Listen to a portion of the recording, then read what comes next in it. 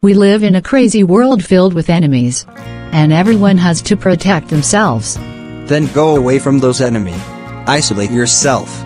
Simple. Wait. Isolation is a trap. Wait. But why? Because isolation cuts you off from valuable information.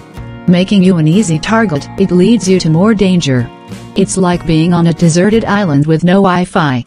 Oh, the horror. I definitely don't want to be those clueless ducks. So what do you suggest instead? Well, my friend, I suggest you to circulate among people. Find allies, make connections, and let the crowd be your shield. Like forming your own Avengers squad? But I'm not exactly the most social person. I know it's not easy, but it's worth it. Let me tell you a tale from ancient China. There was a mighty emperor named Qin Shi Huangdi. He was the big boss of his time. He ruled over a vast empire that would even put Alexander the Great to shame. He had conquered all of the kingdoms of Qin and unified them into one massive realm, called China. Whoa, he unified China? He even consolidated the walls on the borders and turned them into the magnificent Great Wall of China. Great Wall of China? Wow, such a powerhouse. But I sense there's a twist coming. Despite being the most powerful, he died alone. No one knew where, when, and how he died. Isolation took his life. Why would such a great leader choose isolation? Emperor Qin made some controversial decisions. He broke up the feudal system and burned thousands of books relating to Confucius. He also made it illegal to quote Confucius. This and other decisions of his created enemies for him. Ah, that's why he isolated himself. But how did he manage to do that? He lived in the magnificent palace with secret underground passageways. These passageways allowed the emperor to move through the palace, and no one could see him.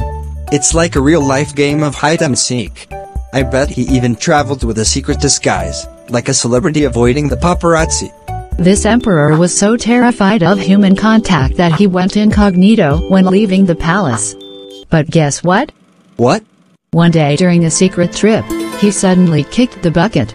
Oh no, that's not the kind of surprise you want while traveling incognito. What is the moral of this story?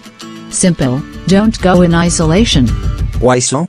Due to isolation, King lost his position. His evil ministers motivated him to go in isolation.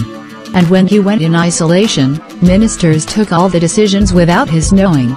Then he lost his friends, and then family. At last he only had isolation with him. He lost everything and was left with isolation. Humans are social creatures by nature. Hence power depends on social circulation. To make yourself powerful, you must place yourself at the center of things. Make yourself more accessible, seek out old allies, and make new ones. Force yourself into more and more different circles. Haha, sounds like we're on a mission to collect friends. You got it. The more your contact grows, the more graceful you become. It's like being the sun, and everyone else is just orbiting around you. That's true, but it's hard to break out of my shell. I'm always afraid of saying something stupid. I know how you feel. But trust me, everyone is just as scared as you are. You just have to take the plunge. The more you put yourself out there, the easier it gets. And if someone does reject me? If someone rejects you, then it's not the end of the world. As a temporary recourse, isolation can help you to gain perspective. Many of serious thinkers were produced in prisons, where we have nothing to do but think. Machiavelli could write The Prince only once he found himself in exile. But remember, use isolation only for a short term. Thank you for being with us. Now go out and start living your life.